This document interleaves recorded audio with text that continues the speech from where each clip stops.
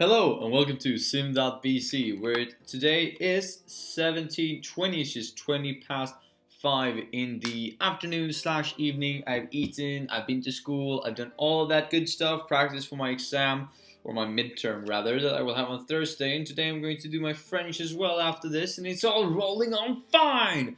But I have some rather unfortunate news as well. And what are these unfortunate news, you may ask? A question leading in.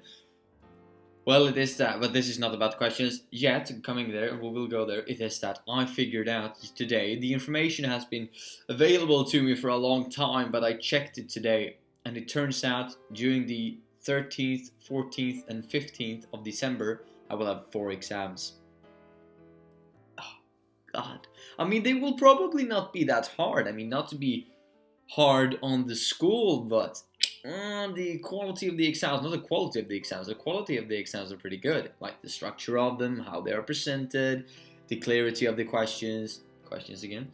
But what should we say, the level of difficulty hasn't been that high yet. And it doesn't seem like the one on Thursday is going to raise the bar by a lot either. We'll see. I can still be wrong. I might cry on Thursday / Friday whenever I will evaluate that here. But yeah, I will have 4 different exams on 3 days.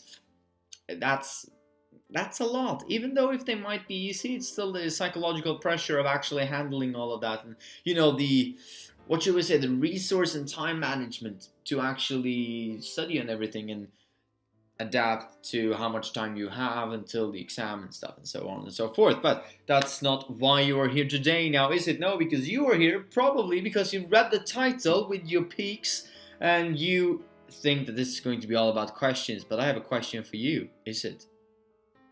Or is it going to be about answers to questions? I know, how deep can we go in 2 minutes?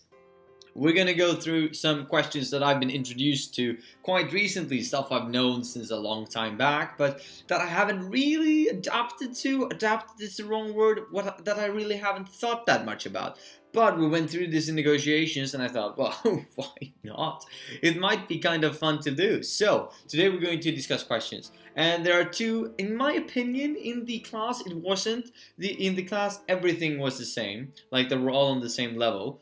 And they pointed out that some questions could be many different types of questions, but in my opinion, the underlying assumption is that they are either open-ended questions or closed-ended questions. That's like the floor of the basis of questions, and then the rest are just themes on top of these fundamentals of questioning, like types of questions, because you're either getting a short yes or no answer, closed answer, or you'll get a long answer, which basically means it's an open-ended question, no matter if it's informational, factual, in the base, or in the structure, or in the origin of the question.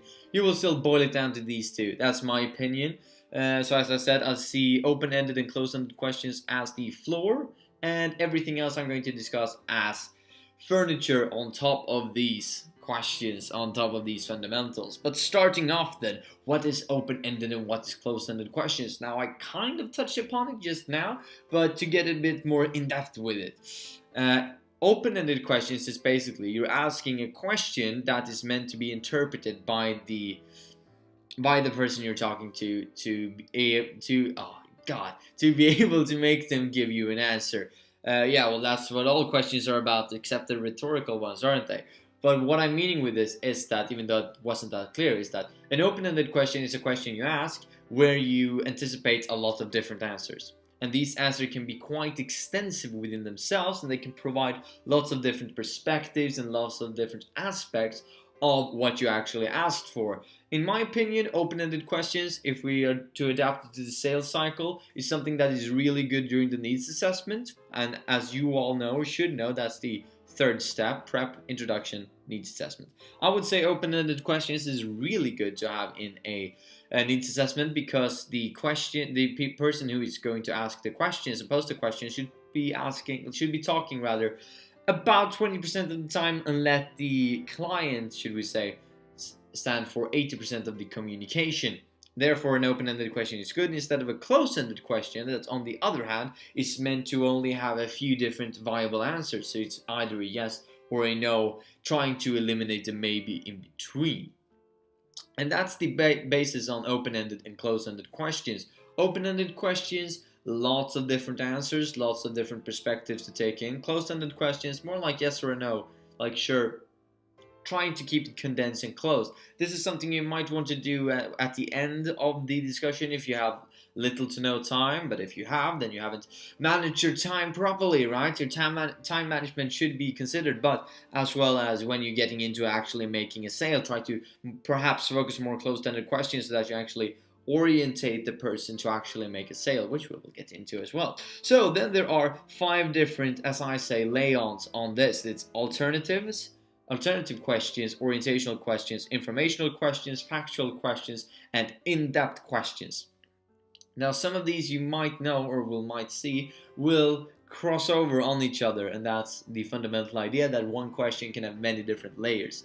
So going into the first one, alternative questions. Alternative questions is basically when you, as the, what you would say, the seller, you introduce the client to a, you pose a question, but instead of just posing a question and say, what do you think? You instead provide different answers. So you can say, what of these 4 alternatives do you think is best?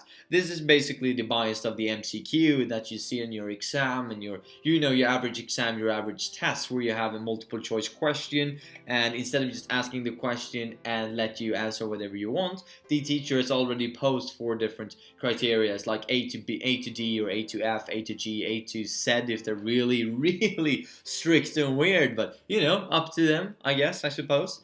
But yeah, this alternative questioning is based on multiple choice questions basically, but in relation to selling, you could perhaps say you can either go for this that save you X amount of money, or have you considered this alternative that will save you another X amount, Y amount of money, but instead will provide you with this benefit over the previous example, so that you're providing a bit of a different, alternative, generating alternatives to create more value, to let the person maybe think that they are choosing for themselves, but you have actually chosen these alternatives quite clearly and quite directly, so that the person, whatever they choose, because they will be inclined to choose one or the other, will actually benefit you, however they choose them.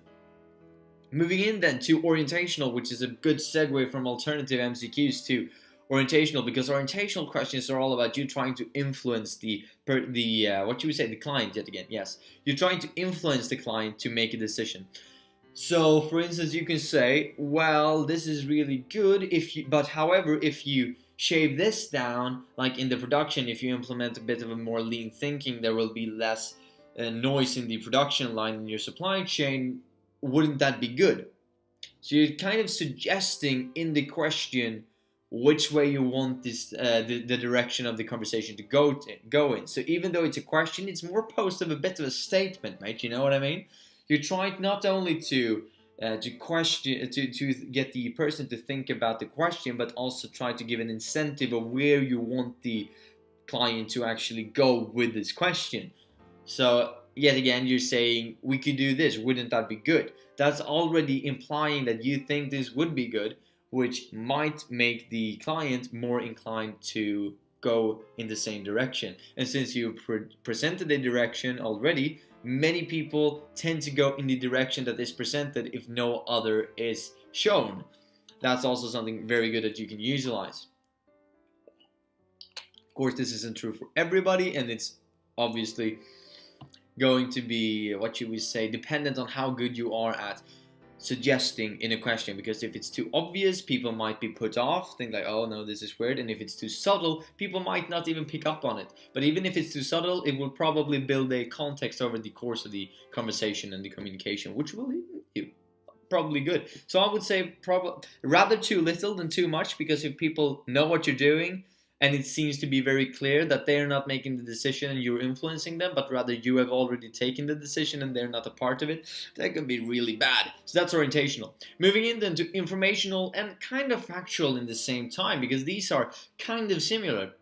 Informational questions is kind of questions you ask to, you pose a question because you want more information. This is the most general question, I would say. This is kind of something that you would like to do in the introduction phase. You want to get some information. Perhaps you've done your prep work, and of course you will have produced your questions and thought about all the questions during your prep time, but when you actually get there, you perhaps want to ask some informational questions. What's your background? Why is it so? What do you think about the company? How long have you been with the company? Why do you think this is good?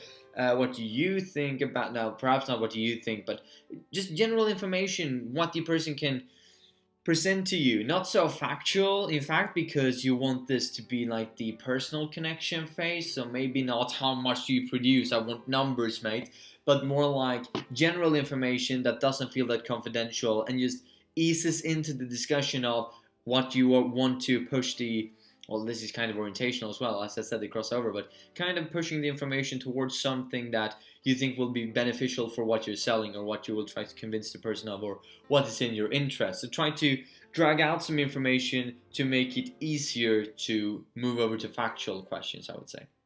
And then what is factual questions? Well, yet again, that is more about what are you producing, what are your forecasts, what is the financials.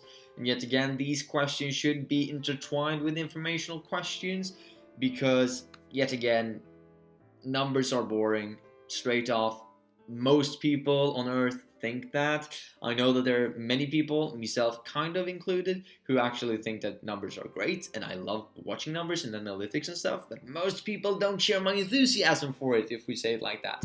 You know, I can spend hours just watching the YouTube statistics of who have watched what, where, and stuff like that. I love that stuff, but many people don't. They tend to be more inclined to, as I've said before, stories. But as, yet again, referring to another video, the 6 steps of persuasion, if you have consistency in the information you try to take out from the conversation so far, it will be easier to move into factual without making the client feel like they're giving away confidential information, or they don't have to think twice about, or at least not as long about, is this confidential or not, because you're already discussing it. So kind of an introduction way to not make the client feel like they're close to, like they're backed into a corner and that they don't have that much to say and they have to really think about the words, but rather that you made this personal connection, draw them out with good amount of questions and good quality questions, not just the amount of questions.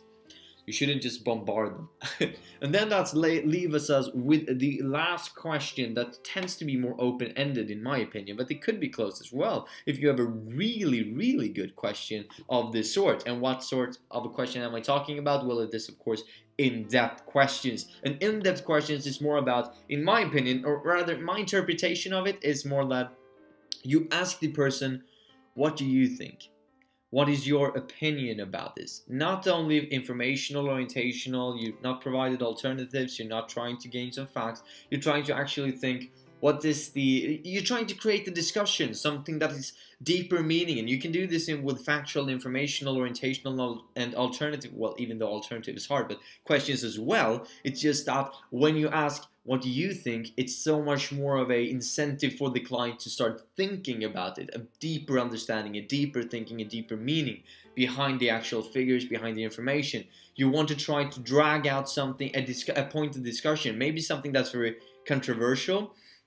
Try to move at it on an in-depth question instead, so that you really open up yourself with the question saying, I am willing to discuss this if you are, and what are your opinions on the matter, what's your opinion on the subject. Maybe you should also say, I am not going to take notes of this because this could be controversial from your side as well. You don't necessarily have to agree with the company, even though you probably will because you're employed there. Even if it's not your own opinion, you will still state it. Now that was a bit complex, I understand. I'm sorry, that was a bit of a sidetrack, but in-depth questions more made to get the client in question to think about what you're actually discussing, a bit deeper of a conversation. So just ending up here, we have 2, in my opinion, underlying assumptions when it comes to questions: open-ended or closed-ended. I considered alternative questions to be closed-ended, with the what you would say, with the option to move into a motivation behind an answer, which makes it open-ended, but it's kind of closed-ended in the way the question is posed. So these are the two underlying assumptions, in my opinion. And then we have 5 different variants, which is alternative questions, MCQs, multiple choice questions, orientational questions, informational questions, factual questions, and in-depth questions. So these are the 5 you have to consider, and closed-ended and open-ended is very important to know which sort of question you're going to ask and what kind of answer you want from it. How much time will you have at this state of the conversation, and why is it beneficial for you to ask these questions, and not trying to feel aggressive towards the client, because that's very bad. You should leave them the room to actually speak. And well, that's a question, that's a discussion for another time about how much you should ask and talk, but maybe for another day. But have a nice one, mates. These are the questions as I've been seeing them so far. Would love to see your thought about them in the comments. If something was controversial, or if you don't agree with something, or if I'm straight out wrong, or if I'm straight out right, I would like to know that as well, of course. So have a nice day, mates. Leave a like if you like this, and see ya.